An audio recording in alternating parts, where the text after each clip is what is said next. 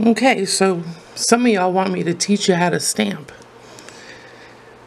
I'm no expert, and I sure still watch an awful lot of videos myself on how to stamp, but I also have to remember that this video is upside down to me, so it's right side up to you guys, so I don't confuse myself here.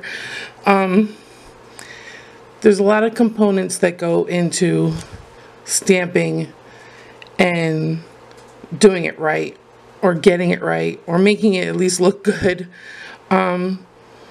The first thing is you need to find a stamper that really works for you.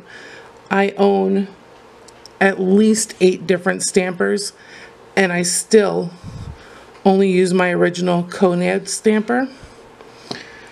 The other thing you need is good plates. Don't skimp on plates, because if you're buying some cheap plates, chances are they're not engraved properly. You're not going to be able to pick up the images. You know, they're not deep enough for the polish to sit in there. So you want to make sure you're getting good plates. The other thing you want is a good scraper. Now, a lot of plates, or even just stamper sets, come with ones that have like a metal ridge on them. I prefer the credit card like ones, and if you don't happen to get a credit card like one with your stamper, just use an old credit card. That works too. And polish. Now, I can pretty much stamp with just about any polish. It doesn't always come out right on the first shot. I can't tell you, this is like my 5th time doing this video, so I kept screwing up. So it takes practice, a lot of practice. But this BMC polish, this is from Bundle Monster, which is a pretty big brand for like nail art accessories. And I'll put the link down in the bottom for the polish that I'm using, the brand of stamper that I'm using, and for this specific stamping plate, if I can find it. So I'm not going to promise you that if I can find it still online, because this came from a website that I believe was shutting down. But we'll try and we'll see. So you'll have to check the description below to see if I found it. You're also going to want to have, I don't know if you notice, I got this green goo around my hands here. This is called liquid tape. Or this one says nail skin cream. I got this off of Amazon. I'll also put this down below. I believe it might be latex free. What I like is it doesn't make my fingers feel dry all around the edges when I peel it off. You can also get liquid latex and pour it into an old nail polish bottle that you've cleaned out real good with acetone, and so that you can use the brush and paint on the latex. I have that as well, but it's not in arm's reach, so I'm not going to grab it right now. You could also use Elmer's glue mixed with a little bit of water into an old nail polish bottle and mix that up, and you can also use that. It takes a little longer to dry, but it works.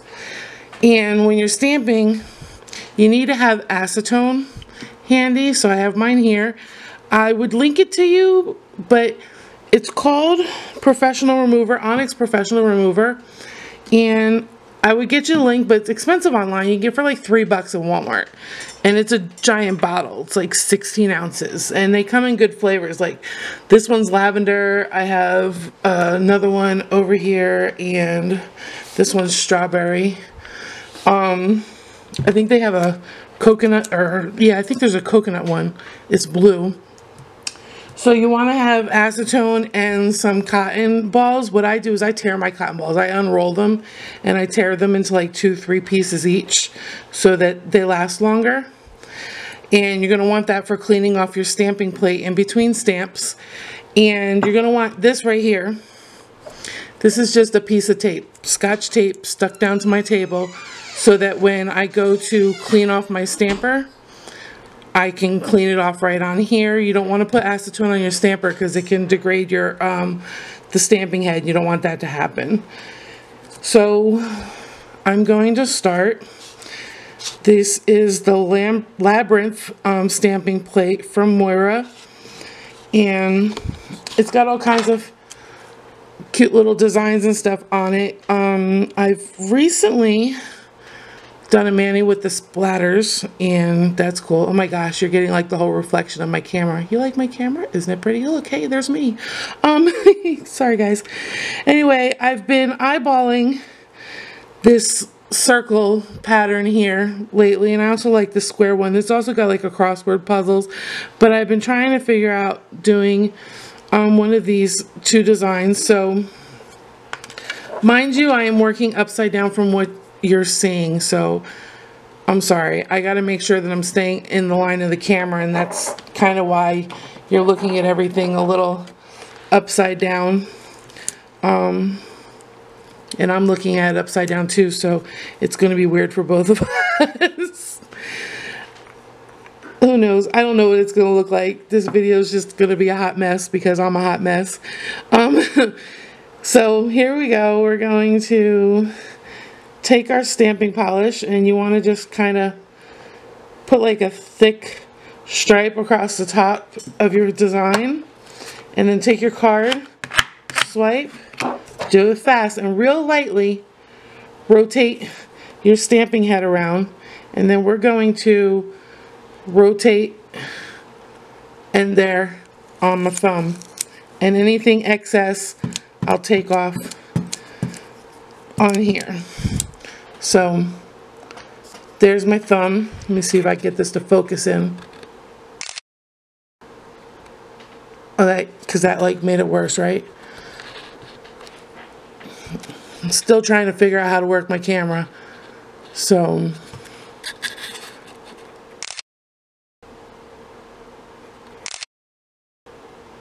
yeah, it doesn't want to show me. So either way, the design came out right, and that's what's important. I'll add pictures at the end so you guys can see how they all came out. Now I'm cleaning this off with acetone, and I'm going to go ahead and I've already cleaned off my stamper head on the tape, so we'll go ahead and clear that off.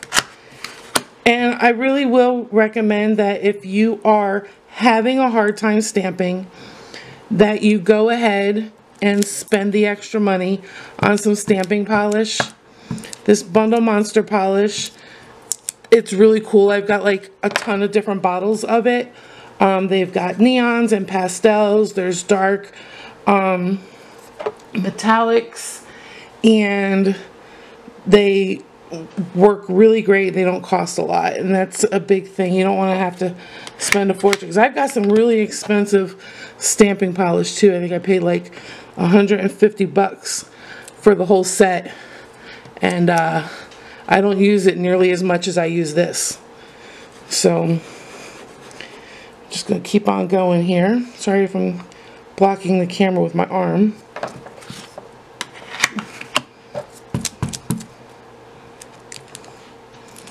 Whew.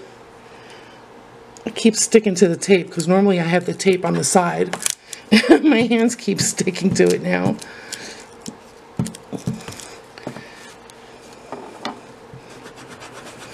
And I don't know if you'll notice that, I'm not moving real slow. You got to kind of do it with a bit of confidence, especially if you get your first one, you nail your first one. You want to keep that momentum going. So there I have all of them done. My stamp head clean. I'm going to take this tape out of here so it'll stop sticking to me. Finish up cleaning up my plate. And then cleaning the edge off of my stamping card. Here comes the fun part. When you have this stuff around your fingers, when you get to just peel it on off. Just comes right off. Now, if you end up using Elmer's glue, it's not going to come off that good.